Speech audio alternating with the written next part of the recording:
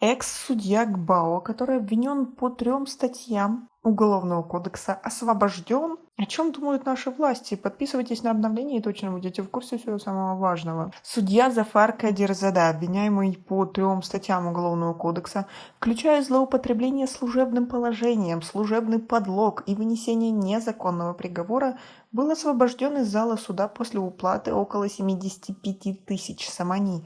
Об этом 14 августа на пресс-конференции сказал первый заместитель председателя Верховного суда Шавкат Лутфуллазада.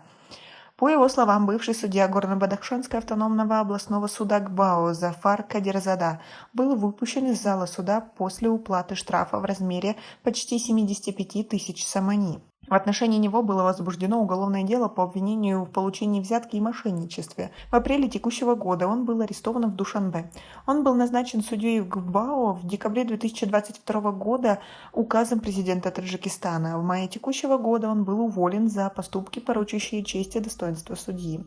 На пресс-конференции было сообщено, что за первые 6 месяцев текущего года было зафиксировано 2 случая задержания судей.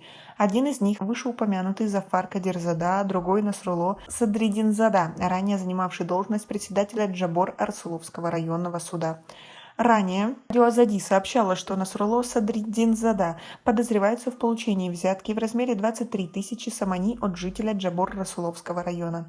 Председатель Верховного суда Шармухамад Шахийон назвал ситуацию тревожной в связи с совершениями судьями преступлений. По его словам, в течение первого полугодия судьи страны вынесли 203 незаконных решения, что на 26 больше, чем за аналогичный период прошлого года. Согласно его заявлению, все эти судебные решения были отменены.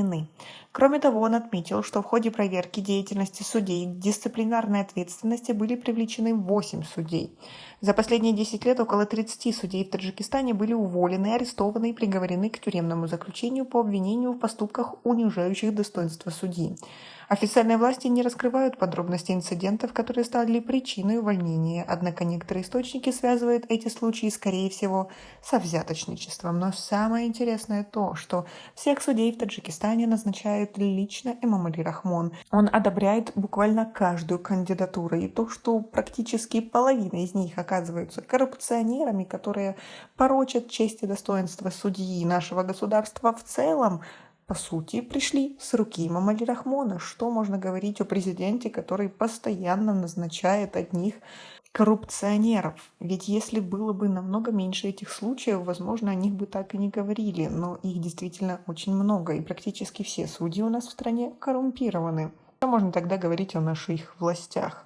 Международные эксперты очень часто критикуют Эмомали Рахмона именно за эту часть его полномочий, что судьи подчиняются, по сути, ему и не есть независимыми, то есть не могут выносить справедливые решения. Но, как мы видим, они не особо-то и старались. Как вы относитесь ко всей этой ситуации?